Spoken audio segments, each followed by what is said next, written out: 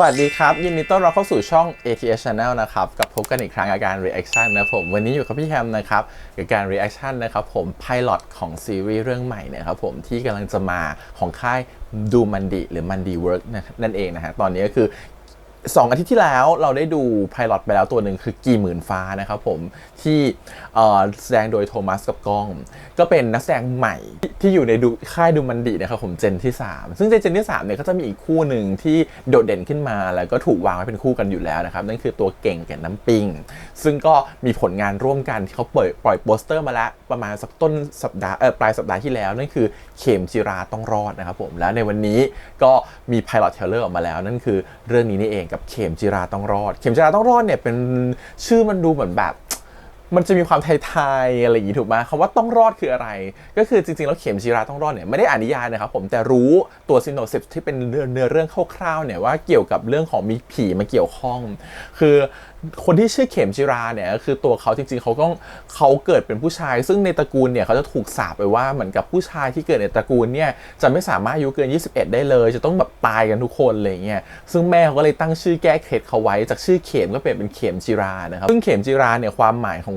นามนี้ก็จะแปลว่าคำว่าปลอดภัยตลอดกาลนะครับเพราะฉะนั้นก็คือตั้งชื่อนี้เพื่อเหมือนแก้เคล็ดนะครับผมให้ลูกชายเหมือนชื่อเป็นผู้หญิงจะได้เหมือนกับว่าไม่ใช่ลูกชายนะเพราะฉะนั้นก็คือตัวของคำสาปร้ายต่างๆจะได้ไม่ฆ่าชีวิตของลูกชายของเขาไปนะครับผมก็เลยใช้ชื่อว่าเข็มจิรานั่นเองแต่สุดท้ายเลยนะพอเขาใกล้วัย21เนี่ยก็จะเกิดเรื่องต่างๆขึ้นมาต่อก่อนที่เขาเริ่มเด็กและโตขึ้นมาเนี่ยจะเริ่มเห็นผีเห็นนู่นเห็นนี่อะไรอย่างเงี้ยแล้วก็เริ่มเกิดสิ่งต่างๆที่ไม่ดีกับตัวเองขึ้นมาจนเหมือนจะมาฆ่าชีวิตเขาไปจนเขาได้มาเจอกับพรันนะครับผมเป็นหมอไสยเวชสายข่าวนะครับผมที่อยู่จากทางอีสานก็คือชื่อพรันนั่นเองแสดงโดยน้องเก่งนะครับผมเก่งฮาริสซึ่งก็จะรับบทบาทนี้ในนามของการที่เป็นหมอปราบผีเป็นหมอไสยเวชซึ่งจะเข้ามาช่วยตัวละครอย่างเข็มจิราในเรื่องเนี่ยให้รอดจากการที่ถูกคำสาปครั้งนี้ว่าตกลงจะรอดหรือไม่รอดเลยเป็นชื่อเรื่องว่าเข็มจิราต้องรอดเพราะฉะนั้นก็คือต้องรอดจากเรื่องนี้นะครับก็คือไม่ตายโดยการถูกฆ่าชีวิตจากคำสาปใดๆก็ตามที่มีผลต่อตัวเขาอันนี้ก็จะเป็นเรื่องย่อคร่าวๆที่จะเป็นเรื่องของตัวเข็มจิราต้องรอดนะฮะซึ่งเชื่อว่าในตัวนิยายเนี่ยทำไว้ดีมากๆมีคนพูดถึงนิยายนี้เยอะมากพี่แฮมได้ยินชื่อเรื่องเนี้ยมาหลายแล้วได้ยินหลายครั้งมากๆแล้วว่าจะมีเรื่องนี้ถูกมาทำเป็นซีรีส์ตอนแรกก็มีคนเดาไปต่างๆนานาว่าใครจะเป็นนักแสดงนำของเรื่องนี้นะสุดท้ายก็ตกที่ตัวของเก่งนะครับผมแล้วก็ตัวของน้ำปิงนั่นเองซึ่งน้ำปิงเนี่ยเราเคยเห็นเขาอยู่แล้วนะครับผมในตอนดับแสงระวีเราได้เจอน้ำปิงในนั้นแล้วนะครับผมแล้วก็ได้เห็นในรายการเรียลลิตี้ของทางดูมันดีซึ่งทั้งเก่งและน้ำปิงก็อยู่ในรายการนั้นด้วยนะครับผมซึ่งเก่งฮาริสเนี่ยเราชอบมากตั้งแต่ตอนเราตามน้องเขาตั้งแต่เขาประกวดไอ้นี่เทพบุตรยี่เปงเป็นผู้ชนะด้วยนะแล้วก็เห็นมีไวรัลที่เขาเป็นเหมือนกับว่าเป็นเหมือนครูฝึกสอนที่พะเยาซัมติงประมาณนี้ไม่จำไม่ได้คร่าวๆว่าอะไรแต่รู้สึกว่าเนี่ยเราตามเขาจากเห็นเขาในผ่านสื่อโซเชียลแบบนี้ซึ่งก็คิดว่าคนนี้หล่อมากๆหน้าแบบคมมากๆดูมีความเป็นไทยที่แบบเป็นความหน้าคมอะไรอย่างเงี้ยซึ่งพอมาเล่นเป็นบทหมอผีที่เป็นหมอไสยเวชสายขาวซึ่งมันมีความเป็นพื้นบ้านไทยแบบเนี้ยรู้สึกว่าหน้าตาเขาค่อนข้างจะเหมาะมากๆในบทนี้เราคิดว่าการแคสตัวของเก่งแล้วก็น้ำปิงมาอยู่ในบทนี้เราว่าค่อนข้างจะเข้าเนาะเพราะว่าตอนที่อ่านเรื่องย่อเนี่ยเหมือนกับว่าตัวของบทของเข็มจิราค่อนข้างจะเป็นผู้ชายที่มีลุคหวานมากๆเป็นผู้ชายที่มีความแบบว่าดูนุ่มนวลหน้าสวยอะไรเงี้ยซึ่งก็จะเหมาะกับน้ำปิงที่ดูแบบนุ่มนวลน่ารักนะครับผมส่วนขณะเดียวกันเนี่ยคนที่เป็นแบบหมอปราบเนี่ยโตเป็นแบบหมอไสยเวชสายขาวอย่างพรันเนี่ยเขาก็จะมีความเป็นแบบลุคเป็นแบบหน้าไทยเข้มหล่อๆนะครับผมเป็นหมอในเหมือนในซิปบรรยายว่าเป็นแบบหมอปราบผีหรือหมอแบบใส่ขาวที่หล่อมากๆเพราะฉะนั้นน่ะก็คือเข้ากับเขามากๆคือเขาเป็นเทพบุตรนะประกวดมาหน้าตาดีมากๆอะไรอย่างเงี้ยซึ่งรู้สึกว่าเลยเป็นลุค2 คนรู้สึกว่าค่อนข้างจะลงตัวมากในการแคสติ้งทั้งเก่งแล้วก็น้ำปิงมาเจอกันในเรื่องนี้นะฮะโอเคเพราะฉะนั้นพูดมาประมาณหนึ่งละเดี๋ยวเราไปดู Pilot Trailer ดีกว่าว่าตัวเรื่องมันจะเป็นยังไงเพราะเรา Pilot Trailer ของ Simon D World เนี่ยเขาน่าจะเล่าเรื่องแบบเกือบจะครอบคลุมให้เห็นที่มาที่ไปชัดเจนตอนที่เราดูในกี่หมื่นฟ้าก็จะเป็นแบบนั้นนะฮะเพราะว่าเขาค่อนข้างจะเล่าเรื่องที่เหมือนกับค่อนข้างจะเห็นตั้งแต่ต้นจนถึงช่วงปลายเลยว่าเรื่องมันจะเป็นไปในทิศทางไหนเพราะฉะนั้นเราคิดว่าน่าสนใจถ้าเราจะได้ดู Pilot Trailer ตัวนี้เนี่ยครับผมแล้วก็รู้และเห็นภาพไปพร้อมๆกันว่าเมื่อเก่งกับน้ำปิงมาเล่นในบทนี้จะเคมีดีต่อกันแล้วก็ เรือเรื่องหรือภาพที่ออกมามันดูน่าสนใจแค่ไหนโอเคเพราะฉะนั้นเดี๋ยวเราไปตามกันดีกว่าครับผมกับ Official Pilot ตัวนี้นะครับผมกับเข็มจิราต้องรอดครับก่อนอื่นเลยขอบคุณก่อนทำมันดีเวิร์กที่อนุญาตทำแอคชั่นได้นะครับไปดูกันเลยครับผมกับเข็มจิราต้องรอด Official Pilot ครับมันเป็นเพราะว่าตระกูลของเรามีคำสาปร้ายลูกชายทุกคนจะต้องถึงแก่คาตก่อนอายุ 21สร้อยเส้นนี้มีไว้เพื่อปกป้องลูกจากคำสาปนั้นส่วนชื่อที่แม่ตั้งให้นี้มันแปลว่าปลอดภัยตลอดกาลแม่หวังว่าลูกจะหลุดพ้นจากคำสาปนี้และใช้ชีวิตอย่างมีความสุขนะเข็มจิราเสียงแม่ดูหลอนมากเข็มจิราน้องน้ำปิงแบบว่าน่ารักมากอ่ะ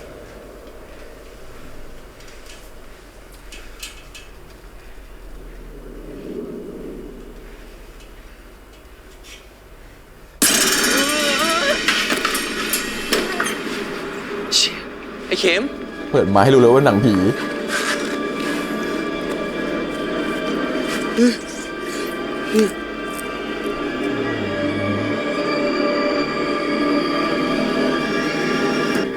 คำสาปร้ายประจำตระกูลถึงกับทำตะกุดที่แม่มึงให้ไว้เสื่อมเลยวะไม่เคยเจอใครมีไอร้ายตามติดเยอะขนาดนี้เลยกูไม่รู้จะช่วยมึงยังไงเนี่ยไม่เป็นไรหรอกไว้เจดเดี๋ยวทนอีกแค่ครึ่งปีอะเราก็จะพ้นจากคำสาปนี้แล้วปกติมันหลอกมึงขนาดนี้เลยเหรอคนอายุ21มึงไม่จบแค่นี้หรอกเราต้องหาคนมาช่วยวะมึงไม่ต้องมาเสือกมันเรื่องของกูกับอีนั่งนี่แต่ลางนี่พ่อแม่ของมึงเจดแน่ใจนะว่าไม่ได้หลอกเรามาเจอผู้นำลัทธิบ้าบออะไรเนี่ยเฮ้ยเดี๋ยวหลูพ่อครูแบบนั้นสิวะวิชาของพ่อครูอ่ะเขาเรียกว่าคุณใส่ขาวเว้ยสเพทว่าปีศาจเอวะอารวากาทโยปิยะเอวะอารวากาทโยปิยะมักขังอารวากาคนนี้ของจริงแต่โกนแกเป็นหมอธรรมที่ปกป้องหมู่บ้านเนี่ยมาหลายชั่วโคตรแล้วถ้าเขาต้องปกป้องหมู่บ้านน่ะถ้างั้นเราว่าเรารบกวนเขาเลยดีกว่าเจนพระครูหล่อมากเลยอ่ะครับ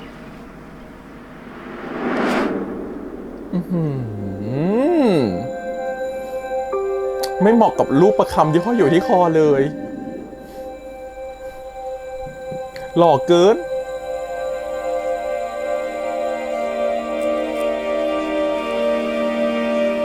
หมอผีต้องหล่อขนาดนี้เลยเหรอเนี่ยคิดเหมือนกันใช่ไหมล่ะจ้องกูขนาดนี้หน้ากูสึกหมดแล้วมั้งเรื่องของเจ้ากรรมในเวรผู้อื่นมันบ่เป็นเรื่องที่กูสิเขาไปเสือกแต่นี่ชีวิตของข่อยเด้อคู่พูดอีสานเก่งมากชะตามึงกำลังจะขาดเหลือเวลาอีกไม่มากแล้วมึงอยากทำอะไรก็รีบทำซะไอ้เข็มถ้าเขาไม่อยากช่วยก็เรื่องเขาเถอะปัญหาของเราหาทางเองได้อยู่แหละปกติมึงไม่ได้หัวร้อนแบบนี้สักหน่อยทำอย่างกับงอนพ่อครูไปได้พรุ่งนี้เราค่อยมาใหม่พ่อครูอ่ะใจแข็งได้ไม่นานหรอกพ่อครูจะไม่เชื่อเขาจริงๆหรอจ๊ะนั่นสิจ๊ะพ่อครูกูมาด้วยพี่เข็มเขาออกจะน่ารักถูกชะตาพ่อครูด้วยไม่ใช่หรอจ๊ะโอ้โหกูมารู้ดีนี่ไปเถอะหนึ่งมือแล้วมันอันตรายเจดคือน้องลิตเติ้ลเนาะเอ้ยไม่ใช่น้องเฟิร์สวัน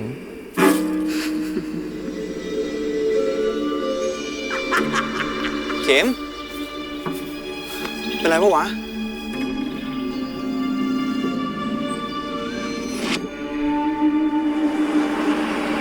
ไอ้เข็มคุณเจดครับที่คุณพาพวกเรามาที่ค่ายอาสาเนี่ยผมรู้นะครับว่าคุณเจดกับคุณเขมอ่ะมีอะไรปิดบังผมอยู่ใช่เวลาไหมเนี่ยไอ้เข็มคุณเขมเดี๋ยวไปตามพ่อครู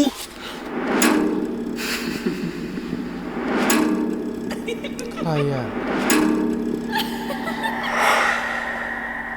กรีนหรอไอ้เข็ม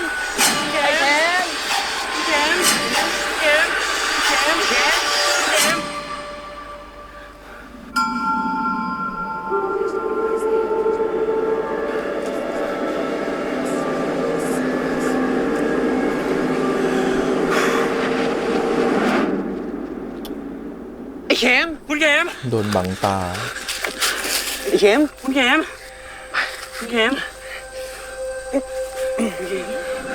กูเมง คุณเข็ม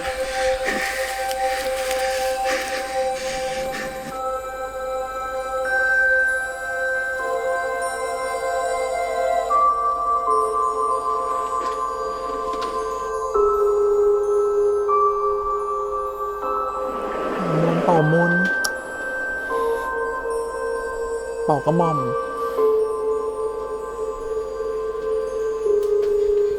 ทำไมเป่ากระหม่อมมันต้องหวานขนาดนี้ ขอร้องเถอะครับ ช่วยผมหน่อยได้ไหม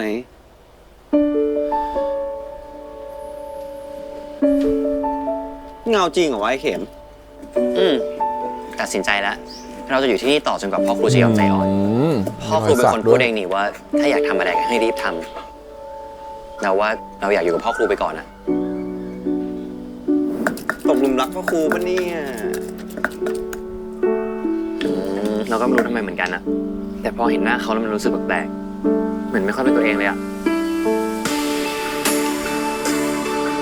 โอ้ my god ให้มันได้อย่างนี้สิวะ มันต้องมาแซวเลยนะเจด คุณเจดหรือแซวคุณเข็มเลยนะครับ เดี๋ยวพ่อครูจะได้ยินเข้า น้องลิตเติ้ลก็น่ารักนะ คุณเข็มเขินหมดแล้วเนี่ย เขียนกรรมกร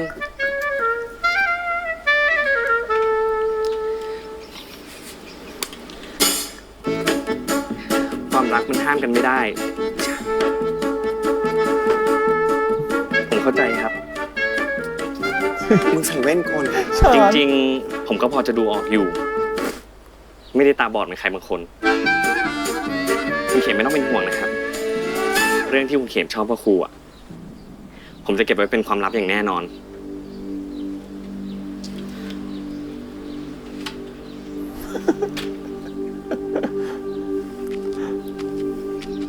พ่อครูครับ พ่อครูฟังผมก่อนครับ คือจริงๆ ผมไม่ได้หวังอะไรอย่างนั้นเลยนะครับพ่อครู หยุด อะไรที่มึงคิดอยู่ตอนเนี้ยตัดใจซะเถอะ ผมไม่เข้าใจอ่ะทำไมพวกคุณต้องเกลียดผมขนาดนั้นน่ะ เราสองคนเคยรู้จักกันมาก่อนเหรอครับ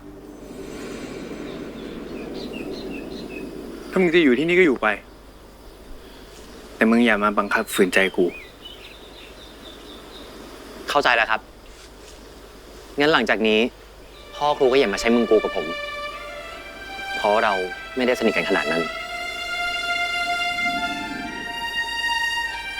โอ้ยชุดแบบ เป็นพ่อครูที่ได้ดูดี ถ้าพ มาว ก ก มึงอยากช่วย ถ้าพวกแกอยากช่วยมันจริงๆ สิ่งที่ฉันพอจะทำได้ก็คือสอนวิชาอาคมให้กับพวกแก ถ้าอยากจะเรียนรู้จริงๆ ก็ต้องฝากตัวเป็นศิษย์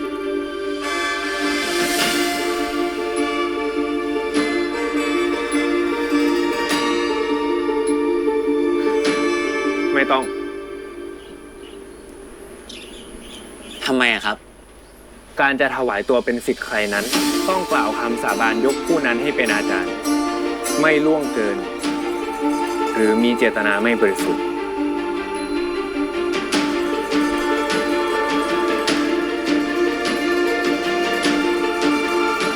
เข้าใจแล้วครับ เป็นแฟนดีกว่าไม่เป็นศิษย์ละ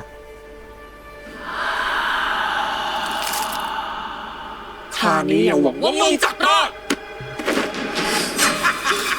น่ากลัวมากอ่ะ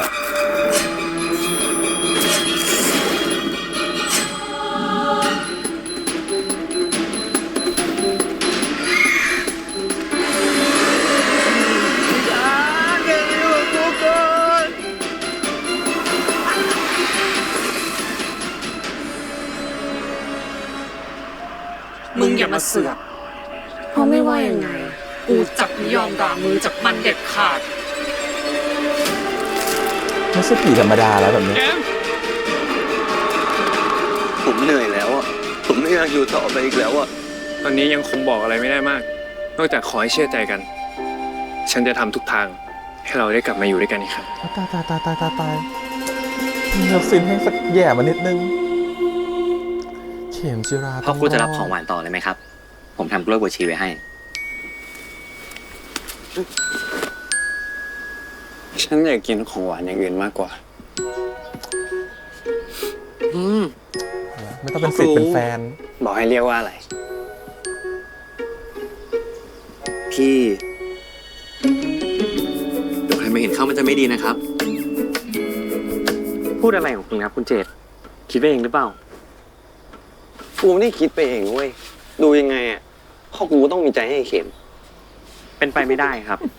ผู้ทรงศีลอย่างพวกครูอ่ะเขาต้องละทางโลกหมดแล้วแน่ ผู้ทรงศีลแล้วทั้งโลกว่ะ ดิ้นอะ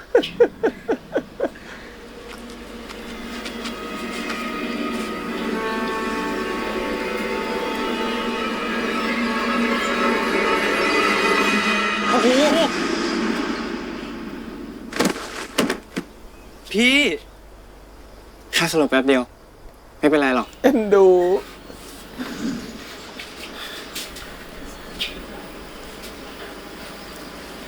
ในเวลาของวัน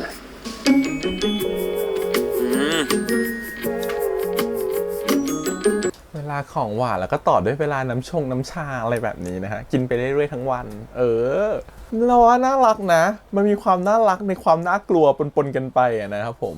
ซึ่งคิดว่าเรื่องนี้จะเหมาะกับพี่แคมมากๆเลย เพราะว่าแบบบ้านของพี่เนี่ยทางต้นตระกูลก็จะเป็นทางสายข่าวเหมือนกันมันก็จะพอรับรู้เรื่องราวของฝั่งคุณปู่ฝั่งอะไรอย่างเงี้ยมาพอสมควรฝั่งปู่ฝั่งทวดฝั่งเทียดขึ้นไปเนี่ยก็จะมีเรื่องราวแบบนี้เยอะมากๆนะครับผมแล้วก็เห็นในช่วงตอนเด็กๆด้วยก็รู้สึกว่าค่อนข้างจะแบบเหมาะกับจริตมากๆชอบอะไรแบบนี้อยู่แล้วแล้วก็ถามว่าถ้าเชื่อไหมในมุมของเราในเรื่องแบบนี้ว่าเป็นเรื่องจริงไหมเนี่ยเชื่อนะครับผมเพราะว่ามีคนที่รู้จักแล้วก็ประสบกับตัวเองทั้งตัวตระกูลเราเองนู่นนี่นั่นเองนะรู้สึกว่าเคยเจอหรือเคยเห็นเรื่องประมาณนี้มาเยอะมากๆแล้วอะไรเงี้ยก็เลยค่อนข้างจะเชื่อมันก็เลยอาจจะอินกับเรื่องนี้เป็นพิเศษพูดอย่างนี้ไปก่อนนะครับผมค่อนข้างจะแบบอินทีนี้พอพูดถึงตัวเนื้อเรื่องเนี่ยพอมันเป็นเรื่องของวายมันจะเป็นวายในไทป์ที่เราไม่เคยเห็นมาก่อนเลยเพราะว่ามันเป็นวายในไทป์ที่แบบว่าคนนึงเป็นเหมือนอาจารย์ปราบผีเป็นหมอผีเนาะอีกคนนึงเนี่ยก็จะเป็นคนที่เหมือนกับกำลังโดนคำสาปหรือโดนของที่อาจารย์คนนี้จะเข้ามาช่วยเป็นพ่อครูคนนี้จะเข้ามาช่วยนะครับผมซึ่งเป็นพ่อครูทางภาคอีสานด้วยอยากชมก่อนเลยว่า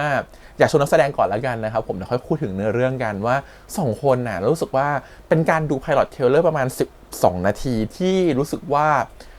ไม่มีตรงไหนที่จะแบบติตรงๆเลยแบบรู้สึกว่าคอมเมนต์เลยอ่ะอาจจะมีเสริมนิดๆหน่อยๆเดี๋ยวคุยกันแต่คือรู้สึกคือแบบโดยภาพรวมรู้สึกว่าดีมากๆแล้วรู้สึกว่ามันมีการถ่ายทำที่เหมือนเป็นความเป็นภาพยนตร์ประมาณนึงรวมถึงงานภาพที่สวยมากๆตัวของน้ำปิงเองกับเก่งเองรู้สึกว่าค่อนข้างจะเข้ากันได้ดีมีเสน่ห์มีเคมีที่ค่อนข้างจะดีต่อกันรวมถึงว่าการเล่นการแสดงของเขาอ่ะมันรู้สึกว่าเราดูลื่นไปกับตัวของไพลอตอาจจะเพราะการตัดช่วยหรือเปล่าเราไม่แน่ใจนะแต่เท่าที่เห็นมาจากการตัดตอนเนี้ยที่เป็นไพลอตตอนเนี้ยเราว่าค่อนข้างจะเป็นแคปเจอร์แล้วก็เรื่องแคปเจอร์ภาพรวมถึงมุมกล้องต่างๆการแสดงต่างๆค่อนข้างจะออกมาเป็นภาพที่สวยงามแล้วก็รู้สึกว่าเป็นการแสดงที่ลื่นไหลรู้สึกว่าน้องค่อนข้างจะเข้ากับบทพูดแล้วไม่ค่อยแบบติดเหมือนกับว่าเป็นคำพูดต่างๆที่พูดออกมาค่อนข้างจะเข้าปากตอนแรกที่เราอ่านเรื่องย่อนะครับผมแล้วรู้สึกว่าจะมีความรู้สึกแบบน้องเก่งเล่นเป็นหมอผีเป็นแบบหมอไสยเวทแบบเนี้ยเขาจะพูดได้หรือเปล่าเขาจะโอเคไหมมันจะเข้าปากเขาไหมในการท่องบทสวดมนต์ในการแบบว่าร่ายคาถาอะไรเงี้ยแต่เมื่อกี้ดูแล้วคือไม่ติดเลยแล้วน้องเป็นคนเหนือเป็นหนุ่มเหนือแต่พูดอีสานได้แบบเข้าปากมากเป๊ะมากแล้วเวลาคำพูดของเขาอ่ะมันจะมีติดสำเนียงเหมือนแบบคือเขาพูดแบบไทยกลางได้แล้วแต่เขาจะว่าตอนที่เขาพูดในเรื่องจะมีคำติดสำเนียงติดเนอติดสำเนียงเหมือนกับเป็นคนแบบไม่ใช่คนพื้นถิ่นไม่ใช่คนแบบกรุงไม่ใช่คนภาคกลางอะไรเงี้ยมันจะมีความแบบติดพูดคนต่างจังแบบคนต่างจังหวัดหรือคนพื้นถิ่นอยู่ซึ่งสำหรับเรารู้สึกว่ามันเป็นเสน่ห์มากๆและทำให้เห็นหนูว่าน้องค่อนข้างจะเล่นละเอียดกับการใช้คำพูดรวมถึงการใช้คาถาของเขาการพูดภาษาอีสานมันไม่ทำให้ตัวเขาดรอปลงแต่ทำให้เขามีเสน่ห์มากขึ้นขณะเดียวกันตัวน้ำปิงเองอ่ะมันก็จะมีพาร์ทของความที่เขาต้องแบบรู้สึกแพนิค กับสิ่งที่มันเกิดขึ้นกับตัวเองแล้วก็มีความปรงในตัวเหมือนกันว่าโอเคช่างมันละกันตกลงจะยังไงแต่ไอ้คำว่าปรงอ่ะเหมือนใจมันปรงนะแต่อีกมุมนึงในการแสดงของเขามันทำให้เห็นว่าเขาก็กลัวตายเหมือนกันว่าเขาไม่อยากตายมันเลยทำให้เห็นว่าเฮ้ยน้องเขาแบบเล่นได้2บุคลิกว่าบุคลิกที่เหมือนกับว่าอยากจะปรงแต่จริงๆลึกๆไม่อยากตายหรอกแต่มันทำไงไม่ได้ไม่มีใครช่วยไงมันเลยต้องการขอความช่วยเหลือแล้ววันนี้เหมือนความช่วยเหลือมันอยู่ตรงหน้าแล้วอะไรเงี้ยรู้สึกว่าน้องเขาเล่นแล้วมีมิติดีนี่ถือว่าถามว่าทำได้ดีนะครับผมทีนี้ผมว่าทำได้ดีถ้าอยากจะเสริมตรงไหนนะครับผม2คนเพราะว่าตอนซีรีส์มันยังไม่ได้มาเนาะมัน coming soon แต่คงอีก soon อีกนานกว่านี้อาจจะปีหน้าที่จะมานะครับผมเพราะ pilot คงมาปีหน้าเพราะว่าตอนนี้มันดีซีรีส์ในมือที่ต้องทำเนี่ยเยอะเหลือเกินนะฮะคิดว่าซีรีส์นี้ไม่ได้มาเร็วคิดว่าคงจะมาช่วงปีหน้างั้นถ้ามาปีหน้าเนี่ยมันจะมีเวลาเตรียมตัวอยู่สิ่งที่อยากให้เตรียมตัวคือสำหรับเรารู้สึกว่าถ้าความเป็นบทอะเราว่าน้องๆเป็นบทมากแล้วแต่ทีเนี้ยเราว่ามันมีแม่รำพึงนะสิแม่รำพึงเนี่ยเล่นโดยน้องกรีนนะครับซึ่งกรีนเนี่ยเขาแสดงดีมากๆอยู่แล้วเขาเล่นได้แบบทรงพลังมากถ้าถามว่ากรีนเคยเล่นบทผีมาก่อนไหมเคยเล่นในบ่วงสบายช่อง 7เพราะฉะนั้นผีในสไตล์ของกรีนนั้นเป็นผีที่น่ากลัวมากๆแล้วเราไม่รู้เขาเป็นผีแบบไหนนะอาจจะเป็นผีที่มีวิชาอาคมก็ได้คือไม่ใช่แค่ผีธรรมดาทั่วไปแน่นอนถึงจะสู้ต่อกรกับแบบคนที่มีไสยเวทได้เพราะฉะนั้นเรารู้สึกว่าการที่พี่กรีนมาแบบเนี้ยและน้องๆเป็นนักแสดงใหม่แกะมากๆไม่เคยเล่นกับแบบนักแสดงแบบจริงๆจังๆมาก่อนเลยการต้องเล่นกับพี่กรีนเนี่ยเราว่านี่แหละคือสิ่งอยากให้ไปเสริมเพราะว่าเรากลัวว่าพอเราไปขึ้นกล้องกับคนที่แสดงเก่งๆอย่างกรีนอย่างเงี้ยน้องๆอาจจะถูกกดได้แล้วก็ drop รวมถึงการที่ว่าน้องๆอาจจะเหมือนกับแบบมันจะทำให้เห็นความต่างของการแสดงชัดเจนอันนี้คือข้อเปรียบเทียบที่จะเห็นตอนที่เล่นนะครับเมื่ออยู่ในฉากเดียวกันซึ่งฉากที่กรีนออกมาเนี่ยเรายังไม่ได้เห็นในการฟาดอารมณ์หรือการพูดคุยกันมากเท่าไหร่เราจะเห็นแค่กรีนออกมาแล้วก็จับปิดปากกระชากเข้ากระจกพูดแบบกรีนเล่นบทที่พูดอยู่คนเดียวหรือพูดกับตรงหน้าคนที่อยู่ตรงหน้าหรือฉากที่แบบจะมาและจะมาบุกแล้วก็ร้อยสายสิญจน์ป้องกันไม่ให้ตัวของรำพึงเข้ามาอย่างเงี้ยซึ่งตัวมันก็เป็นฉากแค่หน้าปะทะหน้าชนหน้าไม่มีการพูดคุยกันหรือชนกันตรงๆอะไรเงี้ยเรารู้สึกว่าถ้ามาชนกันตรงๆเรากลัวว่าน้องๆจะ drop เพราะฉะนั้นสิ่งที่ต้องทำคือว่าอาจจะต้องไปฝึกทักษะทางการแสดงมากขึ้นรวมถึงการที่ต้อง boost energy เวลาต้องเจอกับนักแสดงที่แบบมากฝีมืออะไรเงี้ยเพราะฉะนั้นเวลาเรามาเจอกันแบบนี้มันทำให้ตัวของเวลาเราดูมันจะเหมือนไม่มีใคร drop กว่าใครไม่งั้นถ้าคนนึงแบบโหกรีนเขาเล่นโหดมากแล้วน้องๆแบบดูใหม่มากเนี่ยบางทีความเข้ากันได้มันอาจจะดูแบบมีกระโดดตรงนี้คือสิ่งที่อาจจะแบบอาจต้องไปเสริมนะครับตัวของตัวน้องๆถามว่าถ้าดูในไพลอตตอนเนี้ยสิ่งที่น้องทำในไพลอตดีมากๆแล้วหรือว่าแทบจะแบบไม่ได้มีตรงไหนที่แบบเมนชั่นหรือติอะไรเลยนะฮะ ส่วนและบทมันเข้ากับเก่งด้วยคือตัวเก่งเขาจะเป็นคนที่ค่อนข้างจะหน้าคมและหน้านิ่งและหล่อๆแล้วบทเนี่ยมันอาจจะเป็นคนที่ไม่ต้องแสดงอารมณ์ทางสีหน้าเยอะเพราะฉะนั้นรู้สึกว่าค่อนข้างจะเป็นบทที่เหมาะสมกับตัวเก่งด้วยในตรงนี้มันทำให้เขาได้โชว์ความหล่อเข้มๆหน้านิ่งๆแล้วก็คูลๆแล้วมันก็เหมาะกับตัวเขาแล้วทำให้มันเสริมลุคของเขาให้ดูเป็นแบบพ่อครูที่โคตรหล่อและเท่ขึ้นไปอีกเพราะว่าถ้าดูสิพ่อครูและชุดแบบมันค่อนข้างจะแฟชั่นมากๆมันมีความแบบร่วมสมัยนะต้องชมสไตลิสต์เหมือนกันว่าหาชุดที่เหมือนมีความเป็นแบบไทยพื้นถิ่นไทยพื้นบ้านผสมกับความเป็นเหมือนกับแบบชุดที่เหมือนกับมีความเป็นพราหมณ์นิดๆผสมกับความเป็น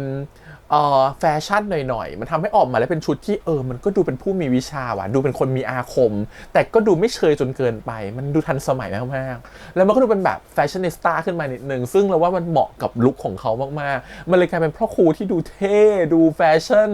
แต่ก็ดูแบบเคร่งขรึมและน่ากลัวไปในขณะเดียวกันด้วยความที่แต่งหน้าทำทุกอย่างมันองค์ประกอบทุกอย่างมันโอเคมากๆอะไรเงี้ยอันนี้ถือว่าทำออกมาได้ดีมากๆนะในตัวของบทของคุณพรันแล้วก็คุณของเข็มจิราในเรื่องโอเคทีนี้มาบท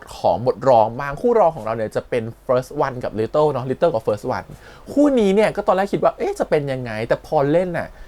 มันทำให้เห็นเลยตั้งแต่ไพลอตว่าน้องๆมีเสน่ห์คนละแบบอย่าง little เนี่ยมันเป็นบทที่ค่อนข้างจะเป็นเด็กเนิร์ดหน่อยเนิร์ดดี้หน่อยซึ่งเขาทำได้ดีมากแล้วก็ทำรู้สึกว่ามันมีความแบบ แล้วรู้สึกว่าเราไม่รำคาญเขาเลยในความเป็นเนิร์ดของเขาแล้วก็รู้สึกว่าเรารู้สึกว่าเราอยากจะดูเขาต่อด้วยอะไรเงี้ยดูมีเสน่ห์บางอย่างที่มันดูแบบอยากจะเอาใจช่วยอยากจะดูซิว่าเขาจะคุยยังไงต่อทำไมเขาจะมีลุคที่มันลุกโลกซึ่งมันดูน่ารักในสไตล์ของเขาอะไรเงี้ยขณะเดียวกันตัวของบทเจดในเรื่องเนี่ยอันนี้เมื่อกี้บทชาญเนาะเจดในเรื่องเนี่ยเล่นโดย first one เนี่ยเขาจะมีความเป็นแบบมีความแก่นมีความเป็นเพื่อนที่เหมือนกับแบบอยากจะช่วยเพื่อนมี energy ของความเป็นแบบเพื่อนที่ดีอะไรเงี้ยซึ่งสำหรับเรารู้สึกว่า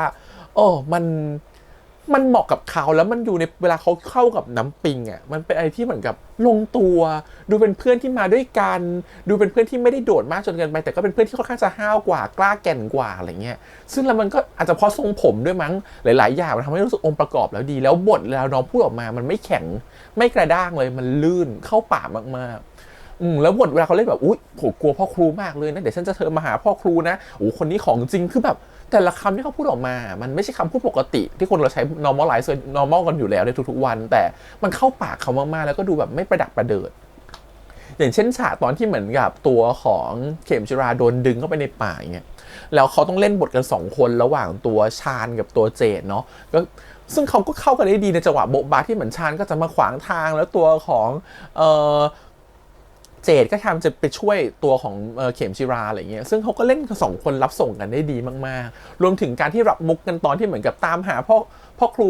เขาไม่ได้เป็นคนแบบเขาจะไปมีความรักได้ยังไงเขาทรงศีลแล้วนู่นนี่นั่นเนี่ยตอนที่เถียงกันตอนท้ายเรื่องเงี้ยก็น่ารักสำหรับเราว่ามันทำให้เข้าเนาะเท่ากับว่าตอนนี้เรากำลังพูดถึง4ตัวละครหลักๆเนี่ยที่เล่นได้ดี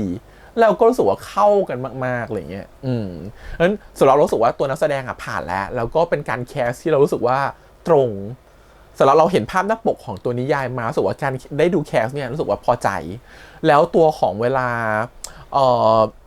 น้องเก่งไปสักยันที่หลังเนี่ยก็ดูเป็นแบบไม่ได้แบบ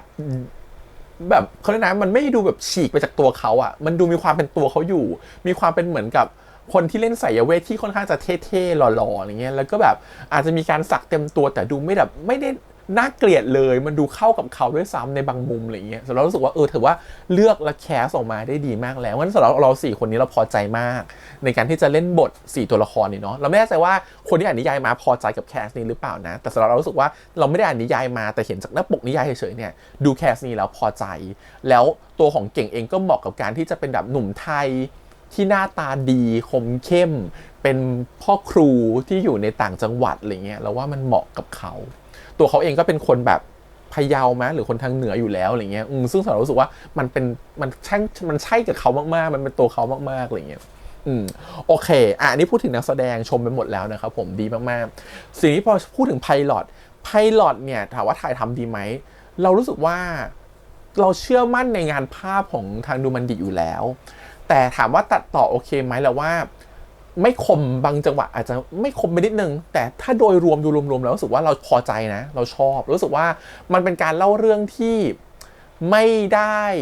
บอกทุกอย่างแต่มันก็ทำให้เห็นแล้วว่าไกด์ไลน์ของเรื่องเนี่ยจะเป็นยังไงแล้วก็ค่อนข้างจะพอใจแล้วก็ไม่น้ำจนเกินไปเอาส่วนสำคัญมาสักแบบ 80% แล้วว่าโอเคเลยสำหรับไพลอตตัวนี้นะครับผมงานภาพก็ดีแล้วเขาทำแบบมีการปล่อยบางซีนออกมาให้เห็นว่าจะมีจูบกันนะมีเลิฟซีนของคู่หลักนะซึ่งถามว่าเลิฟซีนเนี่ยมันจะเห็นความแบบน่ารักของตัวเก่งกับน้ำปิงซึ่งเราจะไม่ได้เห็นเกือบแบบตลอดเพราะมันเป็นความหนังผีเนาะบรรยากาศมันไม่พาให้มีความโรแมนติกเลยอะแต่พอเขาพาโรแมนติกอะเขาสองคนก็ดูเข้ากันได้ดีนะมันดูไม่เยอะไม่น้อยจนเกินไปแต่รู้สึกว่าเฮ้ยมันแบบเฮ้ยอยากดูต่อว่ะเฮ้ยสองคนเขาจะเป็นยังไงเฮ้ยมันแบบเลิฟซีนว่ะคือมันแบบอยากฟีลลิ่งแบบนั้นที่รู้สึกมีความแบบอยากจะดูต่ออะไรเงี้ยเรารู้สึกว่าเราเคยทำได้ดีทีนี้การเล่าไพลอตเนี่ยเรารู้สึกว่าความเป็น CG ความเป็นผีก็ทำได้ดีเหมือนกันโอเคทีนี้พอเป็นไพลอตแบบนี้แล้วอะการโปรยทุกอย่างลงมาแบบเนี้ยมันก็มีดาบสองคมที่เราเคยบอกไปมันทำให้เราคาดหวังอีกแล้วนะว่าเราจะได้เห็นโปรดักชันของ CG งานตัดต่อภาพงานโพสต์โปรดักชันที่เลิศเพราะว่าอย่าลืมนะคะซีรีส์นี้เป็นซีรีส์ผีเป็นซีรีส์ที่เกี่ยวกับวิญญาณเพราะฉะนั้นน่ะมันไม่ใช่ผู้กำกับทั่วไปแล้วกันอย่างนี้ดีกว่าที่จะกำกับหนังผีแล้วสนุกหรือซีรีส์ผีแล้วสนุกเราเลยเชื่อว่างานเนี้ยหินสำหรับมันดีที่แล้วเป็นงานท้าทายมากแต่ถ้าดูจากไพลอตแล้วอะเราว่าทำได้ดีแต่มันเป็นไพลอตเนาะมันเอาแค่บางซีนออกมา มันไม่ใช่ทุกซีนและมันไม่ใช่การเล่าเรื่องยาวเพราะฉะนั้นน่ะพอเล่าเรื่องยาวเป็น10-12 ตอนเนี่ยมันไม่ได้เหมือนแบบนี้แล้วงั้นสิ่งที่เราจะคาดหวังคือเราก็ดูซีรีส์ผีมาหลายเรื่องเนาะความโบแบบจังหวะมันต้องชัดจังหวะน่ากลัวก็ต้องแบบทำให้คนกลัวได้จริงๆไอ้นี่คือสิ่งที่ยากนะครับมันเลยไม่ใช่ผู้กำกับหรือคนกำกับภาพทั่วไปที่จะทำหนังซีรีส์ผีได้มันต้องเป็นคนที่เขาทำซีรีส์ผีได้จริงๆแล้วมันต้องเป็นจังหวะอะไรจริงๆและคนนั้นก็ต้องเป็นคนที่มีมุมมองภาพของความเป็นวายในตัวด้วยซึ่งบอกตรงๆว่าในอุตสาหกรรมวายบ้านเราตอนเนี้ยที่ทำซีรีส์วายที่เป็นแบบน่ากลัวจังหวะอะไรแบบเนี้ยเรายังเห็นไม่ชัดยังเห็นไม่เยอะเราเลยไม่รู้ว่าทางทีมของมันดีเนี่ยจะเอาใครหรือท่าทางใครมันพ่วงกับเรื่องนี้เพราะฉะนั้นเรารู้สึกว่าจะเอาพ่วงกับแบบสายแบบโอ้โหให้แบบเด็กมหาลัยกำกับแบบแนวเด็กมหาลัยหวานๆหรือแนวดราม่าจ๋าๆหรือแนวแบบอารมณ์แบบโอ้โหแบบฟีลลิ่งเหมือนเมโลอย่างเงี้ยมากำกับซีรีส์แบบเนี้ยไม่ได้เพราะเรารู้สึกว่ามันมีจริตแบบนั้นที่มันแบบไม่เหมือนกันนะคะจริตของซีรีส์จริตของเนื้อเรื่องที่มันมีความเป็นผีอ่ะมันไม่ใช่คนทั่วไปจะกำกับได้เหมือนกับคุณเอาคนที่กำกับคอมเมดี้ไม่เก่งอ่ะกำกับดราม่าเก่งมากำกับคอมเมดี้เขาก็ทำไม่ได้ดีนะฮะเพราะฉะนั้นเราเชื่อว่าตรงนี้คือส่วนสำคัญมากๆเลยว่าใครจะเป็นผู้กำกับใครจะเป็นคนที่คุมงานภาพใครจะเป็นคนคุมงานโพส3 คนนี้สำคัญมากๆเพราะทีมตัดต่อทีมโพสเนี่ยก็ต้องใส่เอฟเฟกต์ใส่ CG แล้วมันก็ต้องถ้ามันถ่ายมาเป็นฟุตที่มันไม่ดีอ่ะคนทำโพสก็จะเหนื่อยก็ต้องใส่เอฟเฟกต์เยอะใส่ CG เยอะอะไรเงี้ยช่วยเยอะซึ่งอันนี้เราสึกว่าอันเนี้ยคือสิ่งที่เรากำลังตั้งความคาดหวังกับทางมันดีเหมือนกันว่าเอ๊ะเขาจะใช้ใครนะที่มาทำงานชิ้นใหญ่หรืองานชิ้นนี้เพราะว่าซีรีส์ที่มีไวฟ์เดียวกันในปีนี้ก็จะมีของคู่แข่งหลายๆเจ้าที่ทำออกมาในโทนแบบนี้มันจะไม่เหมือนฟีลลิ่งของซีรีส์แวมไพร์หรือว่าซีรีส์อะไรพวกเนี้ยซึ่งแวมไพร์มันจะไม่ค่อยโบ๊ะบะเท่าไหร่อะไรเงี้ยซึ่งอย่างซอมไวเวอร์ที่เขากำลังกำกับอยู่ก็เหมือนกับแบบตัวของพี่ออปชั่นคุมการกำกับเองเนาะอาจจะมีทีมงานช่วยเหลือเงี้ยซึ่งซอมไวเวอร์มันก็เป็นคล้ายๆเหมือนกับหนีตายล่าผีเนาะแต่เสน่ห์ของซอมไวเวอร์เราพวกหนังซอมบี้อ่ะมันคือการเอาชีวิตรอดมันคือเซอร์ไวเวอร์มันจะไม่ค่อยตึงโป๊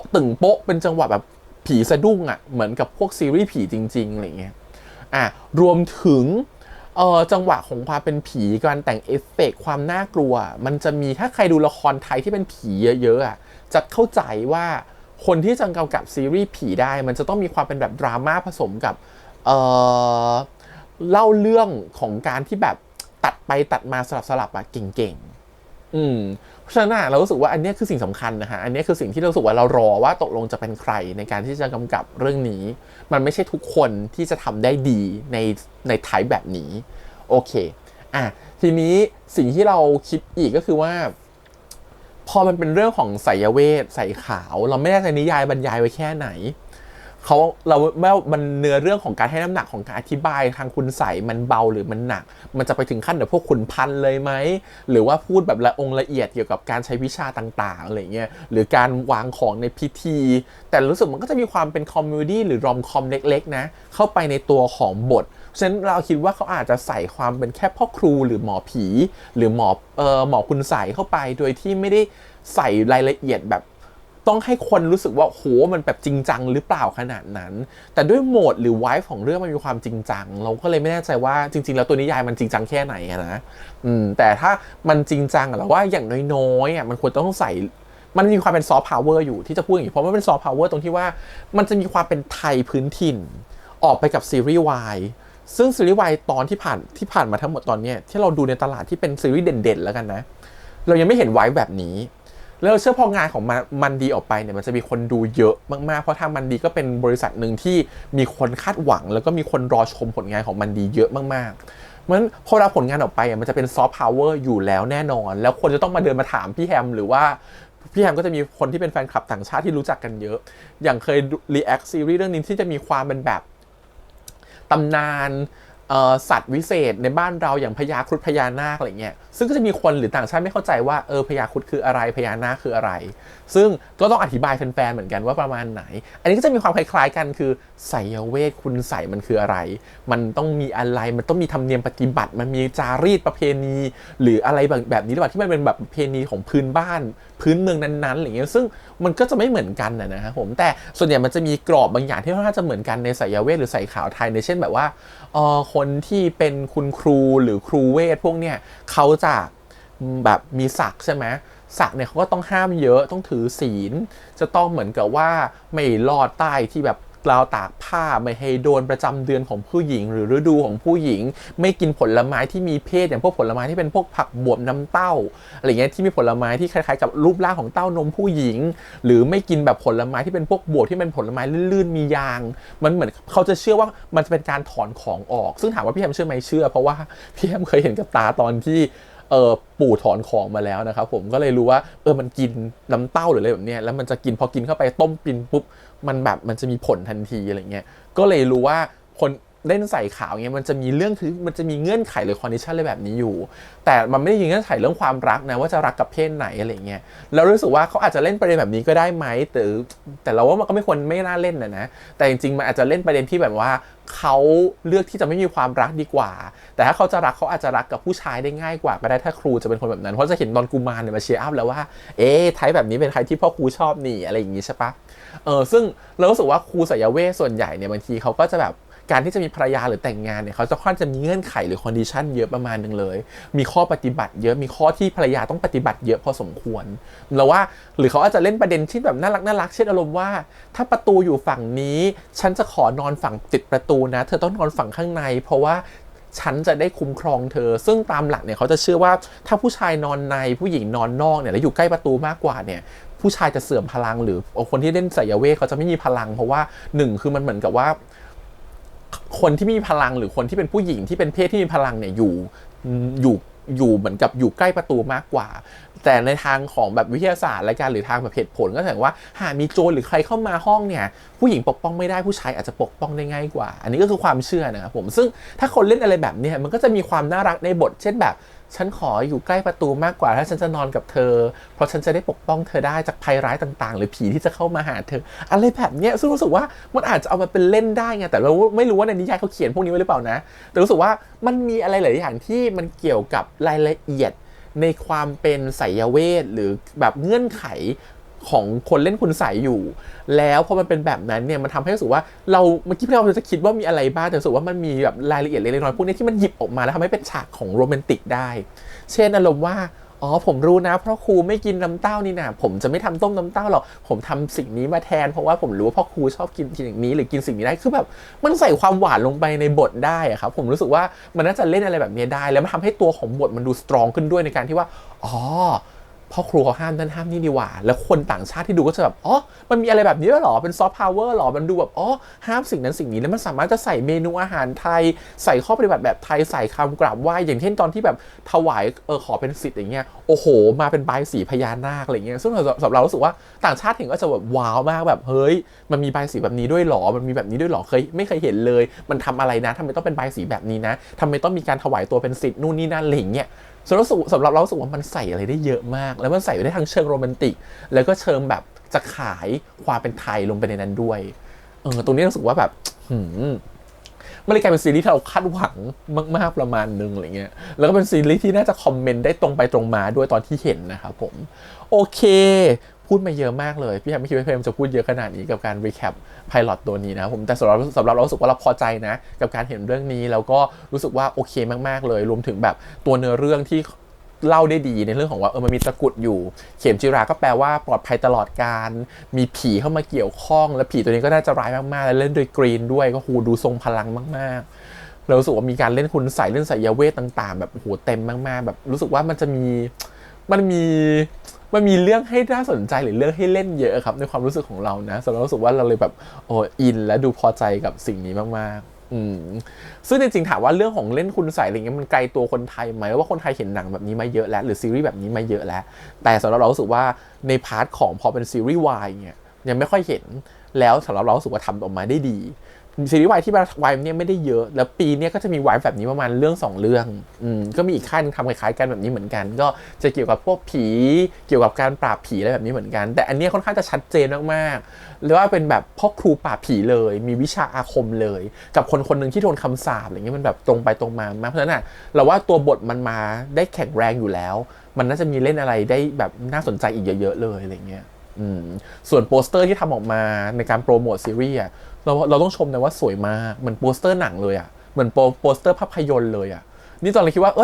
เหมือนจะเป็นอีกมูฟวี่นึงหรือเปล่าของทางค่ายดูมันดีอะไรเงี้ยเห็นโปสเตอร์ออกมาแล้วสวยมากๆเหมือนเราได้รู้เหมือนคล้ายๆฟีลลิ่งตอนดูโปสเตอร์ของดับแสงเราวีฟีลลิ่งแบบตอนนั้นอะไรเงี้ยออกมา 3-4 โปสเตอร์คือแบบโหสวยหมดก็ถือว่าพอใจมากๆกับอันนี้นะครับผมแต่ถามว่าจะได้ดูเมื่อไหร่เนี่ย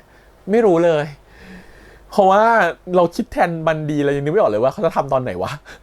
คือเขามีเยอะมากๆในมือตอนนี้ครับผมเหมือนการที่ของเดิมที่เคยประกาศไว้มันก็ยังไม่ออกมาถูกไหมฮะไม่ว่าจะเป็นแบบตัวของข้ามฟ้านะครับผมของตัวซีนูนิวก็ยังไม่ได้มาซอมไวเวอร์เหมือนถ่ายอยู่ใกล้จะเสร็จแล้วแหละเดี๋ยวก็ต้องทำซอมไวเวอร์แล้วก็ยังมีเรื่องของแบบซีรีส์ที่ไปถ่ายที่จีนของตัวมูยิมนะกับตัวของติวเตอร์ถูกไหมครับผมแล้วก็ยังมีซีรีส์แบบที่เพิ่งได้มาเนาะเน็ตเจเจคู่นี้อีกนะคะเพิ่งได้คู่ใหม่มาก็ต้องเล่นก็มีเรื่องนั้นอีกแถมก็จะมีเปิดตัวกี่หมื่นฟ้าไปแล้วแล้วยังมีเรื่องนี้อีกนะครับผมเข็มจิราต้องรอด6เรื่องปกติดู capacity ของค่ายทำได้มาสักปีละ3เรื่องเพราะฉะนั้นก็เป็นไปได้เลยว่ากี่หมื่นฟ้ากับเข็มจิราอาจจะถูกผลักออกไปเป็นปี2025ก็ได้นะครับผมก็รอกันไปนิดนึงแต่เราสำหรับรู้สึกว่าเราโอเคนะกับการรอถ้าการรอนั้นมันจะนำมาซึ่งผลลัพธ์ที่ทำให้น้องๆมีเวลาพัฒนามากขึ้นเราโอเคแล้วเราเห็นแล้วว่า2คนเนี่ยเราไปตามดูผลงานประมาณนึงแล้วเรารู้ว่า2คนนี้มีของทั้งเก่งน้ำปิงรวมถึง First One แล้วก็ Little ด้วย First One นี่ร้องเพลงเพราะมากเสียงดีมากเก่งนี่ก็เสียงดีมากนะครับผมรู้สึกว่าเมื่อคนเหล่านี้มาอยู่ในซีรีส์มันทำให้เพลงประกอบมันก็จะดีหลายๆอย่างมันก็จะโอเคแล้วซีรีส์อย่างละค่ายเนี่ยชอบทุ่มทุนอยู่แล้วคนแต่งเพลงก็จะเป็นพี่แอมอะไรอย่างเงี้ยมันเพลงก็จะเพราะไปอีกนะครับแล้วพี่แอมแต่งเพลงประกอบแบบความเป็นแบบซีรีส์ผีแบบนี้เก่งด้วยไม่ธรรมดาเพราะฉะนั้นเราเหมือนเราเห็นภาพไปแล้วเป็นสเต็ปว่ามันจะมีโปรเซสยังไงแล้วมันจะแบบมีอะไรเล่นได้บ้างในซีรีส์ของเขาแต่เรารู้สึกว่าแบบ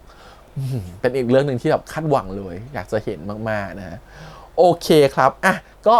ประมาณนี้ขอบคุณอีกครั้งที่มาติดตามกันนะครับผมก็ถ้าใครชื่นชอบหรืออยากติดตามซีรีส์เรื่องนี้ก็ฝากกดไลค์กดแชร์ไว้แล้วกันนะครับผมแล้วก็เดี๋ยวซีรีส์นี้เรื่องมาเมื่อไหร่มีผลงานอะไรมาอัปเดตเดี๋ยวค่อยมาพูดคุยกันละกันนะครับก็ขอบคุณอีกครั้งฝากกดแชร์กดไลค์นะครับผมแล้วกด subscribe ไปด้วยนะครับแล้วก็ติดตามได้4ช่องทาง YouTube Instagram Twitter แล้วก็ Facebook วันนี้พี่แฮมไปก่อนนะครับเดี๋ยวเจอกันใหม่ในครั้งหน้าบ๊ายบาย